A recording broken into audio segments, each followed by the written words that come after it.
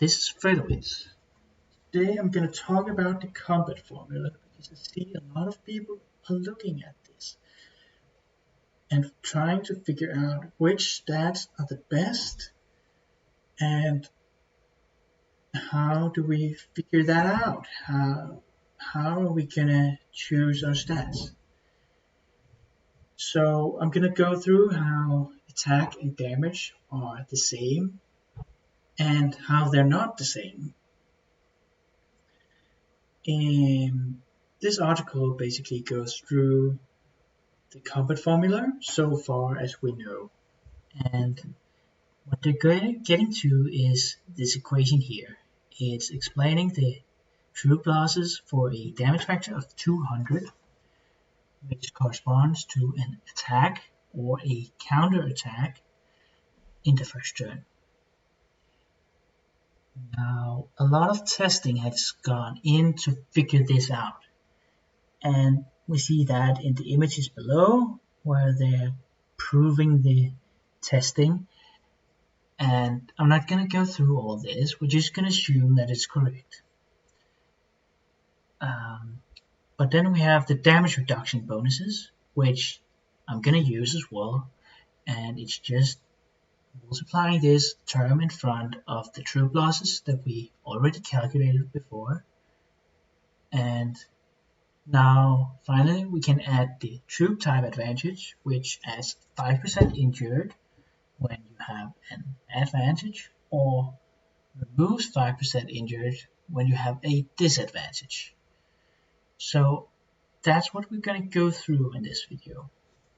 Now it must be said that these equations have only been proved at low troop count. At higher troop count, it turns out that something is speeding up the damage. It means that more damage are being dealt at higher troop counts. But we're going to assume that the basic idea of how these stats interact with each other are going to be the same for higher troop counts, and the change is just a way to speed up damage. Okay, so let's talk about the damage equation. From everythingrock.com, we know that it's looking like this. And I've just written it once more up here at the top. So now we can take a look at how to make this a little bit simpler. We see that there's a square root of 10,000, which is just 100, and then we have this rule of fractions. And by using those two, we can rewrite the equation to the thing just below here. Now we see that we have this number of troops, and we're dividing by the square root of number of troops. So we can use this small rewriting, and we get to this equation. Now we have this 200, which corresponds to the damage factor of 200. So let's replace that with just the damage factor, and now we have the troop losses for any damage factor. And now we're missing this damage reduction bonuses, so let's take a look at how to get those in. It's just multiplying this term with the troop losses so far, so that's what we've done here. Just adding this one term at the end as a multiplication. Then we're missing the troop type advantage, which is adding 5% injured or removing 5% injured. So we're multiplying with 1.05 or 0.95, depending on advantage or disadvantage. Now let's take a look at these equations. What we're seeing is that we have the base troop attack, which is fixed, we can't change that. Then we have the attack bonuses and the damage bonuses. The attack bonuses are multiplied with damage bonuses.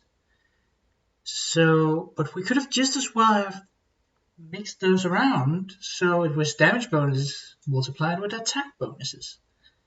And so we realize that attack bonuses and damage bonuses are fundamentally the same.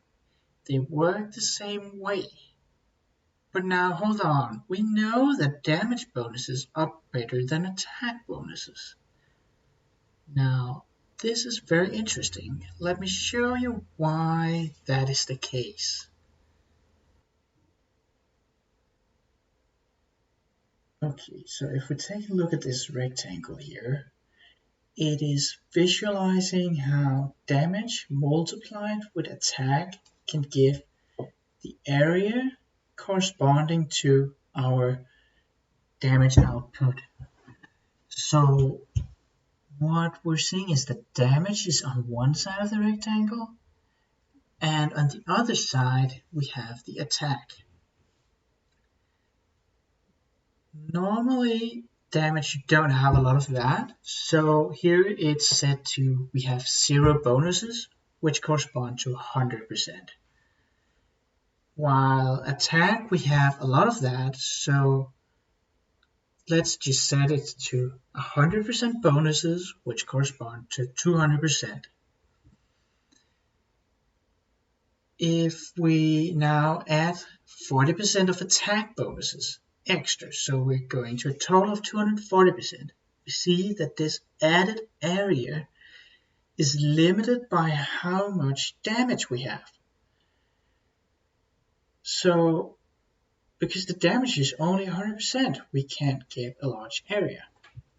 While if we add 40% of damage, we're going to see that this area we're adding is a lot bigger, because now it's limited by how much attack we have, and we have more attack than we have damage. So the best thing to do is not to choose damage always, or always choose attack. No, the best thing is to optimize in such a way that damage times attack gives the largest value. So let's take an example here. We have YSG with Nebuchadnezzar, and the specific thing about this is that it's very heavily based on its skill damage. That's where it deals most of its damage. And if we take a look at the troop buffs, we're going to see that we have around 125% archer attack, and that's not a lot of archer attack, but that's what I have in mind. And if we then go out and we find the actual skills of these commanders, we're going to see that YSG has a 50% skill damage bonus. And if we go to Nebuchadnezzar, we're going to see that he has a 15% damage bonus, which again applies to the skills also. So 65% skill damage bonus.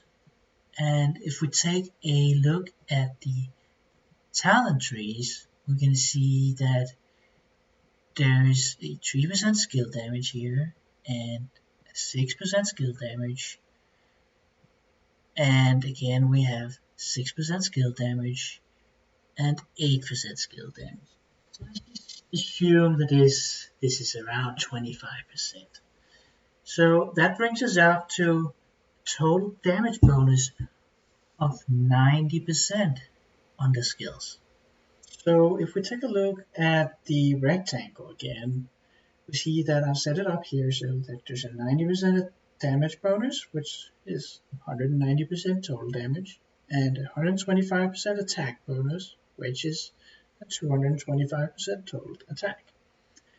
Now we see that it's almost a square, and so this area from adding damage is almost the same as the area from adding attack.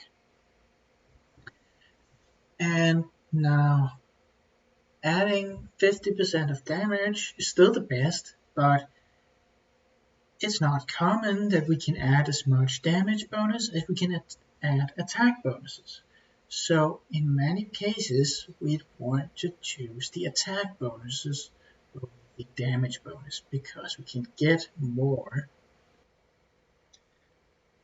So coming back to the equations, we're seeing that the attack and the damage are working in exactly the same way, but because we have more attack, we're going to get a bigger benefit from choosing the damage over the attack.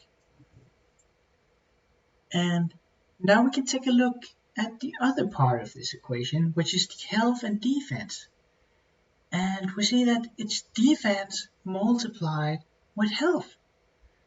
And that means that defense and health also work in the same way. They're doing the same thing. But because you have more defense than you have of health, it means that health is going to give you a bigger benefit than defense is. Or adding health is going to give you a bigger benefit than adding defense is going to do. So looking at this damage equation, we realize that the way to choose our stats is all about optimizing our bonuses such that the multiplication of them is going to give us the largest value. So it's all about getting that rectangle to be the biggest rectangle you can get.